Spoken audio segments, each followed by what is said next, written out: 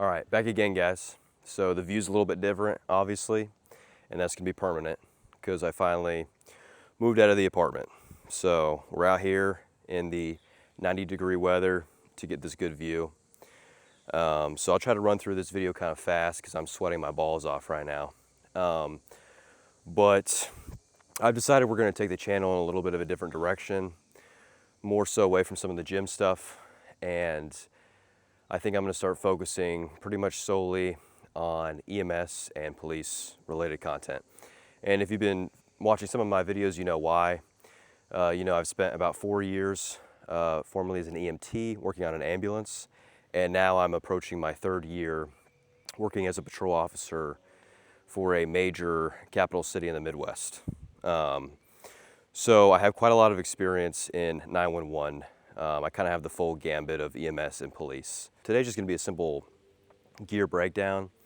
The reason why we're doing this one is because I've noticed that there's kind of a lack of patrol-specific gear reviews, like specifically for duty, for patrol, beat patrol police officers. There's a lot of gear stuff out there for Army guys, range guys, SWAT guys, but I find very few specific videos for information on like what you use as a patrol officer. And I think you'll see people will isolate a lot at times, their vest setup or their belt setup or their car setup. But the issue with that is that, for patrol, no piece of equipment is set up in isolation. When I'm thinking about how I'm going to have my gear set up for when I'm on patrol, it's, a specific full system setup because everything is dictated on what piece of gear, on where it's placed on the belt, on the vest, that dictates the rest of the gear, if that makes sense. So another thing too I notice is that, a lot of the gear reviews I've seen, quite frankly, it's just kind of obvious that it's from people who don't have maybe a lot of use with their gear on the street. Maybe they're right out of the academy, or maybe they just work in a city that is not as busy. But I can tell you right now, I have been extremely busy in my 3 years as a patrol officer. It is a high crime, highly densely populated area. And every piece of gear that is on me now and where it's at is there because gear has failed in the past. I've learned through trial and error. Okay, so everything I have on here, there's only so much real estate you have. It's on here because it absolutely needs to be, and it's a certain piece of equipment because I've had other pieces of equipment fail before, and we'll get into that. Okay, and also some equipment just looks better than others, and I think people have forgotten a lot of the aesthetic value to some of the gear out there. So I kind of have 3 pillars I think of when I'm thinking of setting up my gear, and that is its usefulness, how it affects my mobility, and then how it aesthetically looks. Because honestly, like I was saying before, I think in policing, a lot of people have kind of strayed away from, they don't really think about how their equipment looks when they present themselves to people. And if you look like a bag of ass and your gear is set up shitty and you're out of shape and your car looks like shit, when you roll up onto a scene, you need to handle business, you're gonna get completely rolled over if you look like shit. So for me, the aesthetic presentation of everything plays a major role in what I choose as well. I'm not just gonna put my taser dead set in the middle of my vest, even though that might be a convenient place for it. It looks ugly as fuck. Okay. So anyways, we'll get into that. We're gonna start from boots, go all the way up to the head. And you can't see what's on my feet right now, but I'm wearing the Nike SFB Gen 2 boots. Those boots, sadly, they're discontinued. I don't really know what I would do without these boots. I don't know what kind I would get. I just know that I've been wearing these for years. When I saw they were getting discontinued, I bought a bunch of extra boots, and currently I'm on my last pair of ones that have not fallen apart. So once these fall apart, honestly, I'm probably going to send them off to like a boot repair guy and just keep using them, because I don't think I'll ever find a boot that fits me as well as these. They're just very lightweight. They have the leather exterior, which is a requirement for a lot of agencies. But for me, the big thing is that they're very lightweight. They feel like a tennis shoe, but they look like a boot. And they have, coverage above the ankle, which is what I need. I do not want my ankles exposed. I've had my ankles exposed with boots before in EMS, and I learned the hard way not to do that. So moving on from the boots, the pants. Same with the boots I've had for a long time. The pants I've had for a long time as well too. The pants are the 511 Icon pants. I've been using these for like 4 or 5 years now.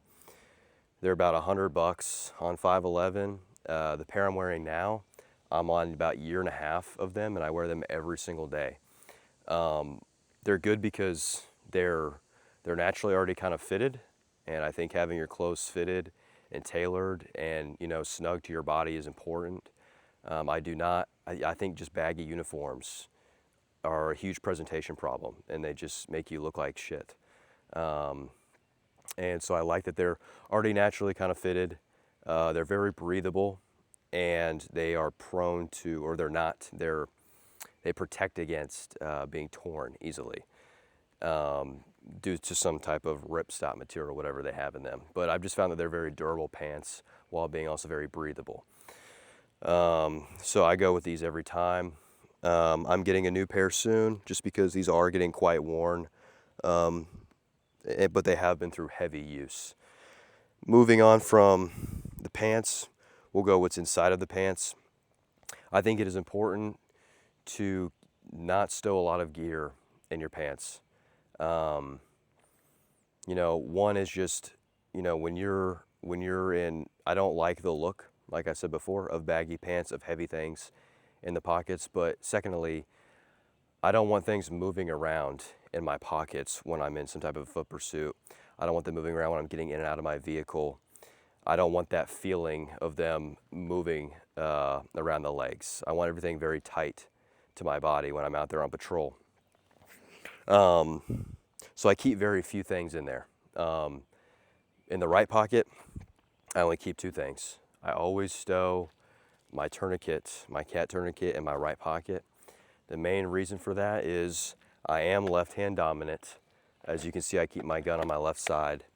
I keep my tourniquet on the right side, mostly because that's the way I was trained to initially in the academy, and I have a ton of reps on it in my training, and I have a lot of reps now of using it on other people on the street.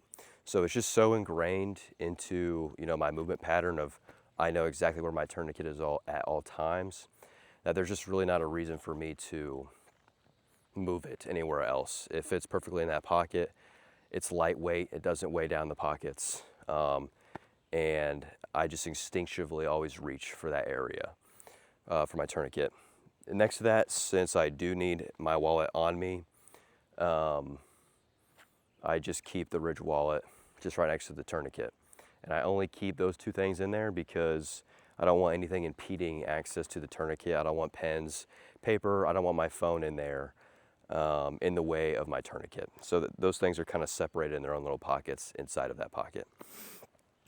The left side, my left pocket, the only thing I keep in there is a knife. Any knife will do the job. I just have this Microtech knife that I've had for like 4 or 5 years now. And there's really nothing special about it other than it's never failed to open on me. And it's very lightweight. And it just does not take up a lot of room. So I keep that on my left side, obviously. If for some reason, if my gun ever goes down, I can't reach my weapon, that's the last ditch resort right there is the knife. And obviously I use this to just do whatever, pry open a box or a door or whatever needs opened. And the blade is still held up, it's still been sharp, and I've never sharpened it or hardly ever cleaned it. Next to the knife, I always stow my latex gloves or nitrile gloves. do not get for me, a pet peeve of mine is having glove holders. Do not get a glove holder. Just put them in a pocket. Nitrile gloves, they, you know, when weight is put on them, if you have them in your back pocket, or if you're sitting on them, they're gonna form to you. They're gonna be flat, so they're not gonna be bulky in any way.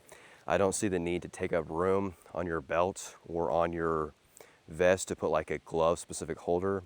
I've always found that that's just kind of a waste, and I just think it looks kind of stupid. So I just shove the gloves in that left side there, and I always keep a couple on me for obvious reasons. You know, in EMS and in police, I've been exposed to bodily fluids that contain HIV, hepatitis C, hepatitis B, all sorts of disgusting manner of things you can think of.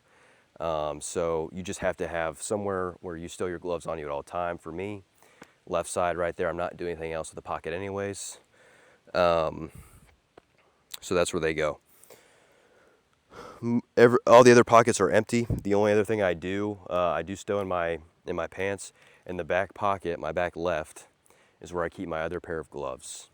You absolutely need to have a good pair of hands-on gloves that, you know, obviously are more durable than the nitrile gloves. I have gone through quite a few gloves, and I've always come back to these Magpul Patrol 2.0 gloves. A few reasons. One, they're affordable. They're like $40 usually when I get them on Amazon. Sometimes you can get them for $30. The second thing is that they're easy to, they fit me. They fit me, first of all. I wear the medium size. They fit me perfectly. I don't feel like there's any adjustment I need to do. And they're easy to put on and off very quickly. I don't have to be, you know, messing around with putting my gloves on when I'm about ready to go hands-on with somebody. They slip on very easily. I don't like the Velcro straps personally to cinch them down. I just want the gloves on and fitted, ready to go. The other thing is, these are nice because I have the ability to it's still comfortable with nitrile gloves on underneath. Many times if I know I'm about ready to get into a really nasty hands-on scenario, not only will I be putting these on, but I'll have the latex gloves on underneath, because obviously these are not, you know, fully waterproof. They're resistant, you know, with the leather and the material to fluids and cuts, but they could still be cut and you can still get fluids on you. So I'll put the latex gloves on underneath, and even with that, I'll still have very good dexterity. I'll still be able to manipulate things properly under stress. If you can't manipulate your weapon with your gloves, you've got the wrong pair of gloves.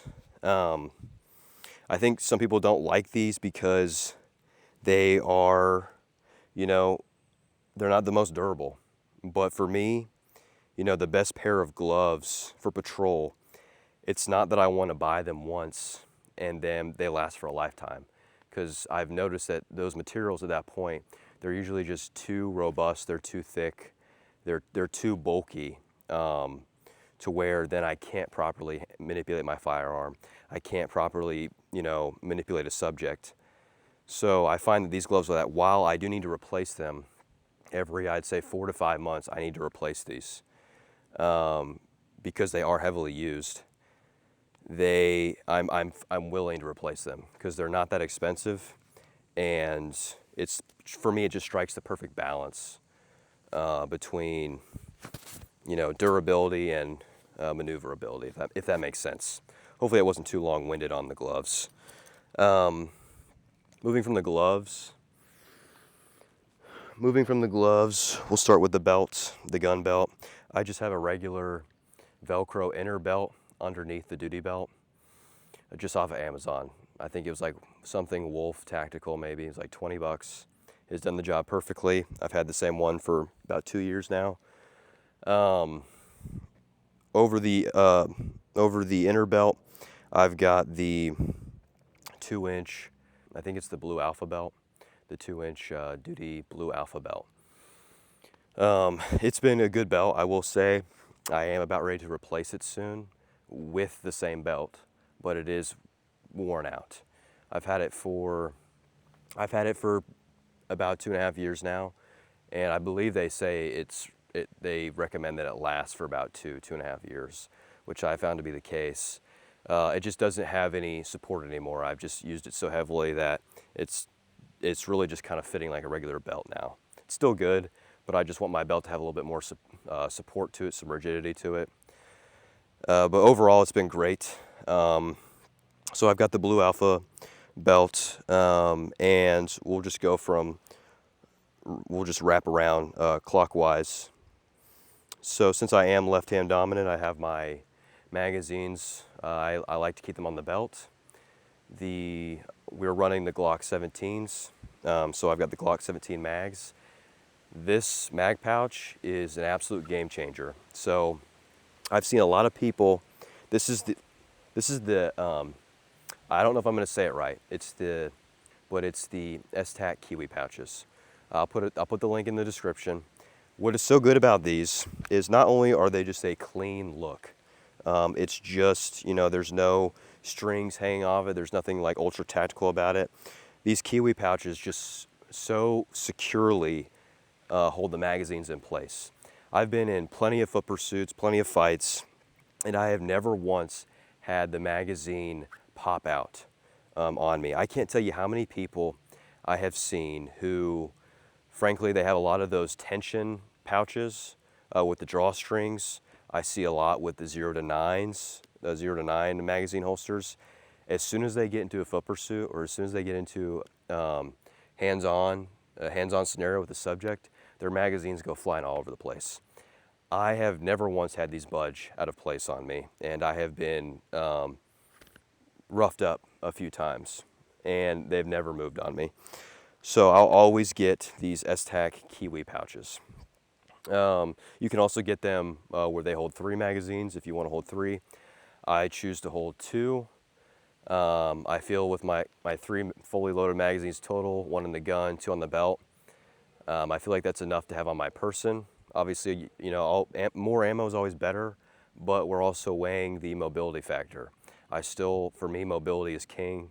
I want to be able to move quickly and efficiently. That for me is top priority. So I choose to just stow I got plenty extra magazines in the front and back of my patrol vehicle, depending on if I'm able to get to one side or the other, if I need more ammo. Next to that, just got my key fob to get in and out of my car. I have the Ford Interceptors, the sedan versions. Love those cars. I hate the look and the feel of jingling keys. Officers who do that, I don't really know how you do it. It's just extremely loud and annoying, and I think it makes you look like a janitor. But I just keep the key fob right there because I'm always locking and unlocking my car. I'm never leaving my car and leaving that thing unlocked. I'm not going to have it get stolen on me. Secondly, let's move on. And now let's move on to the taser. So here I have the Taser 10. This has just got the Safariland holster it came with. No complaints. I choose to do the cross draw because, frankly, I've tried to use a right-handed holster before with the tasers and then draw with my non-dominant hand. But even with training, I've always found that just was too uncomfortable for me. I want to be manipulating my taser under stress with my strong hand. And I always found, even when I was training very hard with using it with my dominant hand, I was not as accurate, and I always just wanted to eventually switch over to the dominant hand. So I do the cross draw. Obviously, I'm not going to have it on the same side as my gun. Cross draw for me is perfect.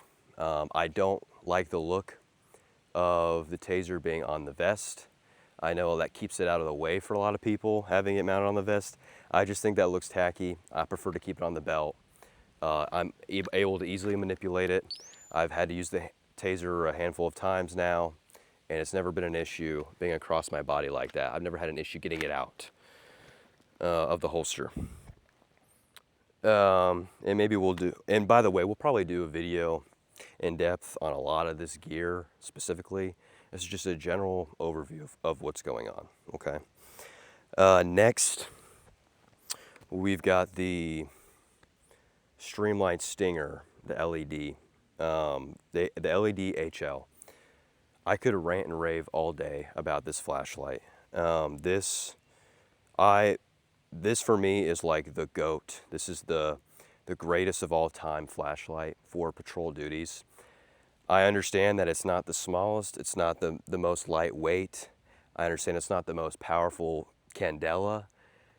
For me, it does everything absolutely perfectly. The size, the battery life, the girth, okay, the button placement, everything about this is exactly how it needs to be.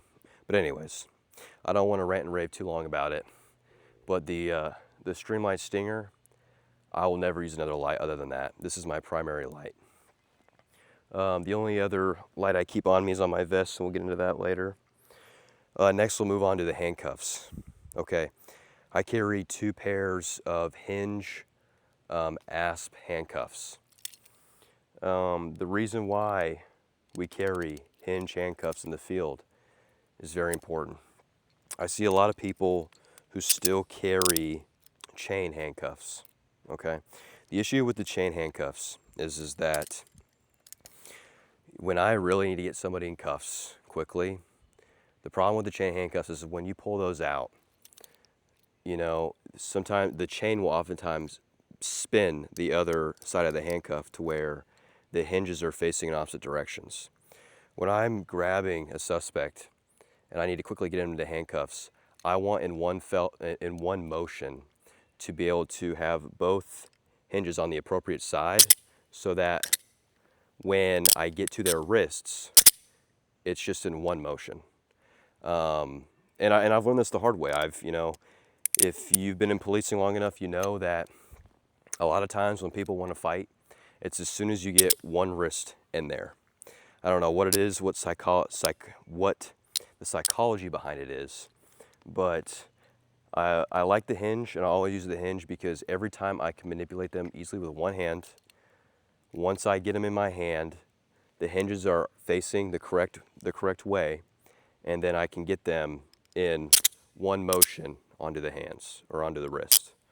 I need to grease these things up because they're starting to get a little rusty. But so I never recommend using anything other than hinge cuffs out in the field. And I personally like the ASPs. I like these specifically because they're pretty cheap. They are heavy, but they do the job. You can also get a slightly lighter version of the ASP handcuffs.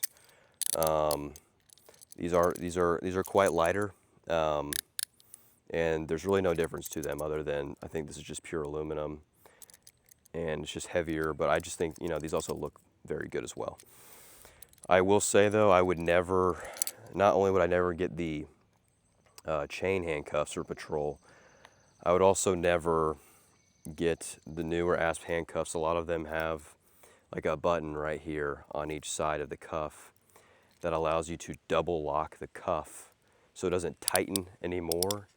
So to keep it from tightening more once I've got somebody in cuffs, for keeping it from cinching down and cutting out the circulation, you need to double lock them.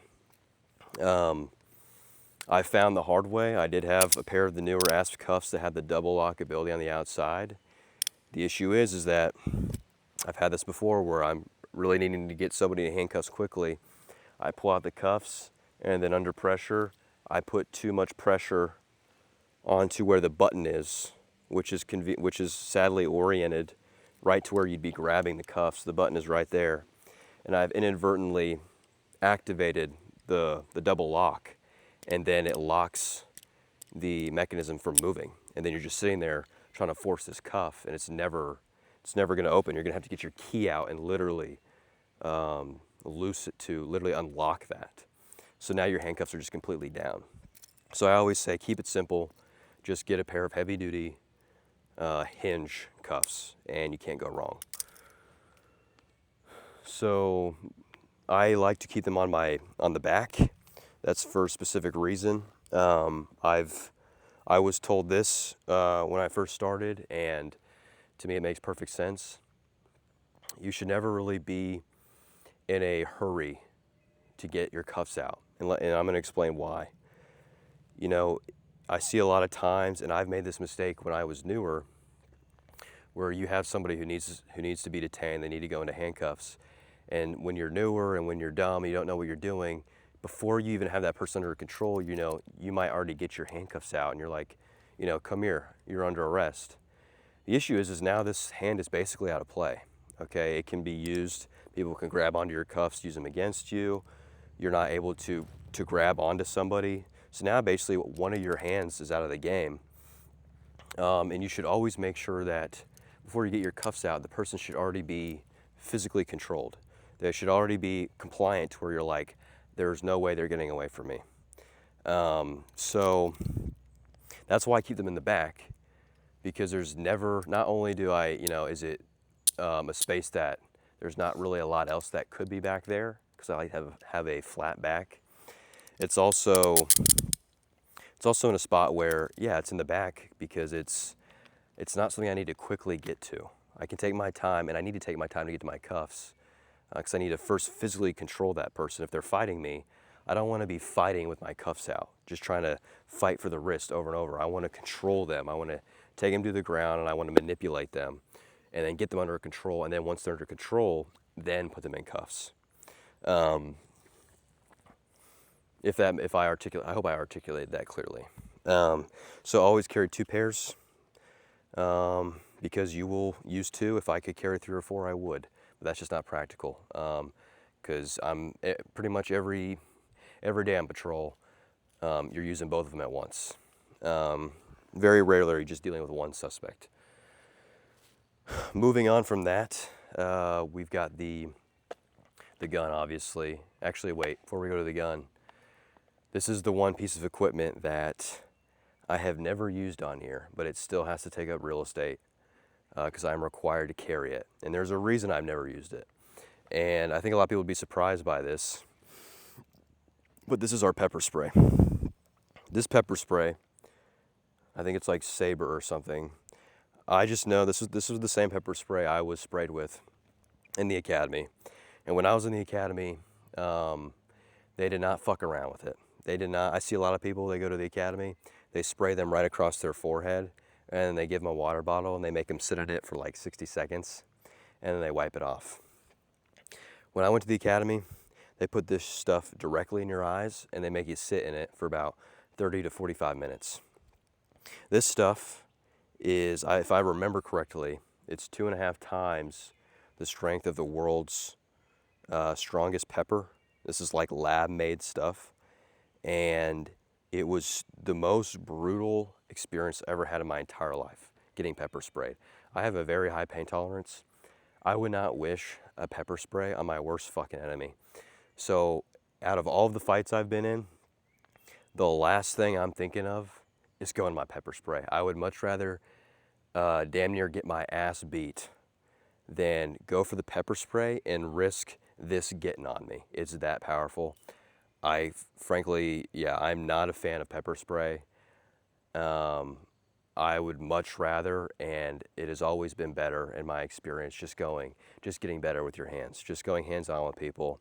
It's safer. There's no reason I need to get out the pepper spray and risk that, and just, it was absolute hell getting sprayed by that stuff. So I'm just gonna, but I have to carry it. So I carry it in a spot to where it's in an area where, you know, this is the last thing, you know, it's on my left side. You know, it's not taking up any of the other valuable real estate. It's behind the gun. It's out of the way when I sit down. I just tuck that in the back, and that's where it stays. It doesn't get in the way of my gun. And yeah, that's why it's there. Not a fan of pepper spray. I'm sure there's a bunch of cops out there who use pepper spray all the time, and they're like losing their minds right now. That's fine. That's just me. I've never had to use it, and I never want to use it because of how freaking strong this stuff is. Moving on to the gun, we had the Glock 17s, the Gen 5. Only things I've done to it is I've put the X300 turbo on it. That's a must. The standard TLR light they give you is just not powerful enough. So I've upgraded it with the X300 turbo, and then obviously put some grip tape on it. And that's basically it. Still using the iron sights. The holster I'm using is just the old school Safariland mid-ride holster, just with the regular UBL mount for your belt. I keep it that way. I don't really see any need to change anything with it. The only thing I've done is there used to be the what do you call it? There used to be like, there's this other guard that goes over it. It's a piece of plastic that's supposed to protect against people from the front grabbing your gun, grabbing your holster. I just saw that off completely because it just was always getting caught, and like either on my seatbelt or just on stuff in the car, moving between tight areas. That piece of plastic was just always getting caught on stuff, and frankly, it just looks ugly and it was in the way, and so I just cut it off. I still have the hood on there. I want the hood on there, and yeah, just a basic Safariland holster. I absolutely love this thing. I have so many reps on this, and it just fits me in my setup perfectly. Moving on from the gun, we'll probably someday do a whole video on the holster and on the gun and what I've done with the gun, my thoughts on the gun. But for now, we'll just leave it at that.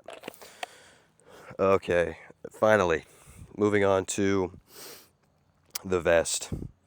A pet peeve I'm going to quickly address with the vest is the body camera. We recently moved to new body cams. I do not appreciate big, blocky looking body cams. The old one we used to have, it was a literal smartphone, and you could see the cutout on my vest. It would go in the vest, and then the camera, there's a little hole right there for the camera to protrude through. I love that because it was just out of the way, because I just think these big blocky cameras look really unprofessional. They take up a lot of room, they look ugly.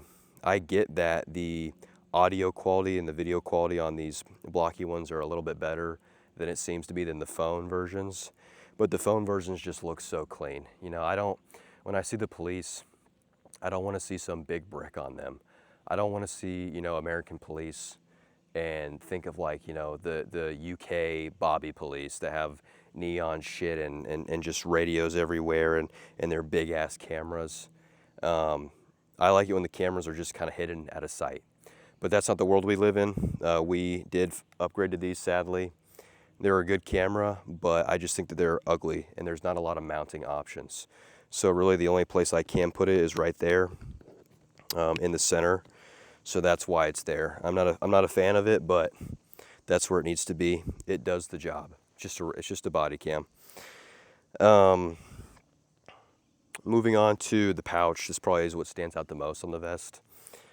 The pouch. I have a lot of thoughts about pouches on vests. So I don't like pouches. I just think that a lot of pouches, they are very loose to the vest. They look like just something you grab from Walmart and you just threw it on your vest. I don't like the zippers. I don't like pieces of elastic hanging from them to manipulate. I just think most pouches look really bad, and they're not very. I just don't think that they have a good shape and a good form and function to them. So the one pouch I finally did find was actually, this is from France. This was the only place I could find a pouch that did the job I was looking for. And the job I was looking for is I needed something that would hold a 4x6 notebook, and I probably need to blur anything out, like a social security number out of that, but it needed to hold a 4x6 notebook and my phone. The reason for that is, the things I get most often out while I'm on the field and I manipulate with my hands is I'm going for my notebook and my phone. And so I did not want it to be in an area that was a very hard pocket to get to. I wanted it to be easily accessible and just whip it out. Start writing, start looking up an address, start taking a phone call, send a quick text to my beat buddies. I needed it to be easily accessible, but I didn't want to be in a pouch that looked disgusting. So this is if I'm saying it right, if I remember right, it's like NorthAmericanResuce, but it's a company out of France, and it's a real pain in the ass to get out here now. But I bought a bunch of them. I bought like 4 or 5, and I would say they last. They'll probably last me 3 or 4 months before I had to replace them, because they just start to just get wear and tear. Because like I said, all this stuff is used heavily. So yeah, there's really no replacement for me for this. There's no other pouch I've found that just perfectly holds the 4x6 notebook and the phone. And there's no pockets in my vest to easily put them in. I don't want them hanging out in my pants pockets. Like I said, I want my pants to remain light and not a lot of stuff in them. So that is specifically why I have this pouch right here. It's the perfect balance of, you know, usability, mobility, and aesthetic. You know, I think it is a little big, but I don't think it looks bad compared to a lot of the other pouches I've seen. Next, the only secondary light, other than, I guess you could say my weapon light is another secondary light, but the only other light I keep on me is this little Olight. I just keep it right here on the chest. Mostly, it's been a great light. Mostly the only reason I use this is at night when I'm taking notes and I need my hands free, or if like I'm on a traffic stop and I know it's not going well and I need both hands free. I don't want this light out. I want my hand free. So I'll just activate the chest light, and then I can see into the car properly, and then I've got both hands free to do what I need to do. Next, this is the 0 to 9 APX 6000 radio holder. It looks, when I first got it, I was like, there's no way that I'll securely hold my radio. It just looks like it just kind of sits in there. And I know it looks that way, but I've never had my radio come out or even come close to coming out of its holder. I think it's a good holder. I think it looks clean. It's very slim. So the 0 to 9 APX 6000 radio holder is what I use. It's specifically on my vest because I am quite deaf, and we'll go into this more. I do have an earpiece in. I always wear an earpiece at work. Since I'm quite deaf, I'm constantly adjusting the radio, and I never want to be occupying my gun hand. So I have it, mounted in a way that it's not on my belt, because I don't want to always be craning to get to the volume button. I just keep it right here on the vest, and that way I can always adjust the volume easily with my non-dominant hand. When I'm driving, I can easily adjust it, and I think that's a really good area for me to keep the radio. I don't really know if there's anywhere else I'd put the radio, other than right here on the vest. A thing about all this too to keep in mind, I do think that if you can put a lot of, if you can still make it aesthetic, I do think it is good to put a lot of your equipment on your vest, not only to just keep it off of your hips, and which can lead to back problems, but a good thing when it comes to going hands-on the street, that I use to my advantage all the time, is when you're using your body weight to keep somebody on the ground, to get them detained, get them under control, to effect an arrest. Something that is really effective in doing that is when you're laying on them, you're also laying on them with all of this bulky, hard gear, and just that pressing down onto them. Not only is the weight of it pressing down into them, but all these corners of this hard gear, you can really use that to your advantage to make that scenario quite uncomfortable for them, so that you can safely put them into handcuffs without, having to throw strikes or anything. You can just kind of hold on to them, lean into them, grind onto them. That sounded pretty gay, but you know what I'm saying. Moving on, there's these certain pens I use. Fenty Ganayani, I don't know. It's some Japanese pen place. I just bought a bunch, and they're fine. Nothing really to say there. Moving on from the vest, well, I guess I'll say too, I almost forgot, you can't even really see them. This is my window punch. Now, it's not an actual window punch, but I use it as one. It's just one of those steel punches, and it's a Starrett steel punch, and I guess it's the number 18-A. The reason I like these is obviously because they're very slim and they're reusable, and they work instantly. You put this up to a window, on the first try, you're gonna break that car window. The only thing I did to it is I just bought a little clip off of Amazon because they don't come with clips, and I just duct taped the clip onto there. That way it can just sit neatly in the vest. If I didn't add the clip, there's a chance it could fall further down into the vest and I wouldn't be able to grab it. So I just duct taped the clip on there, and that's done the job. I've never had it come loose. I just make sure the tape is still good every once in a while, and just such a cheap, great option for window punching. I really don't like seeing people with dedicated window punches, like especially the disposable ones is what I'm talking about, because you know they're very expensive. They usually look really ugly too, the disposable ones. They look like kids' toys. So just get yourself a steel punch, and it'll probably last you the rest of your life. And just add a little clip on there. And then on top of that, the only other things I keep in some of these pockets is just an extra handcuff key and a Sharpie for all sorts of reasons. You'll need that. All right, moving on. I know this is long-winded. I'm barely hanging on in this heat. Moving up, so I've got the in-ear push-to-talk. Now, I'm sure there's a lot of people that have a lot of thoughts on these. I wanted the push-to-talk because those big Motorola speakers, while they do the job, frankly, they just took up too much room on my kit. The wires were too bulky. The microphone itself was too big. I wanted something that was small. All I'm doing with that thing is I'm just pushing it and talking into it. The downside with these small things, some people see them as downsides, is that, you know, if this becomes unplugged from my earpiece, there is no speaker in here. You're not going to hear anything. You can only ever hear the traffic when your earpiece is connected to it. I've never found that to be an issue. I know some people are like, oh, I can never risk, you know, my earpiece coming out and then not being able to hear the radio traffic. I can tell you right now, I have had one time that, and I'm sure I'll have more, but I've had one time where the earpiece became disconnected from the microphone.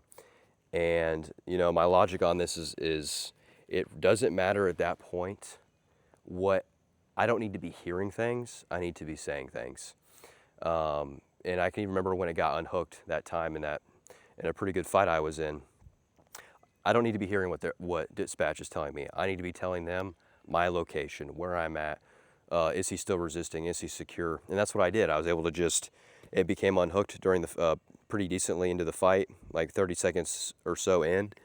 And it doesn't matter because I was still able to, I could still push on it. And then I was actually able to just push on the side of my radio and just activate it that way and just talk and tell them my location and tell them where we were at. I don't need to be listening for if, you know, I'm never going to, people are always going to be needing to hear what I'm saying. I don't need to be hearing what's going on right now with dispatch, whatever the hell they're doing.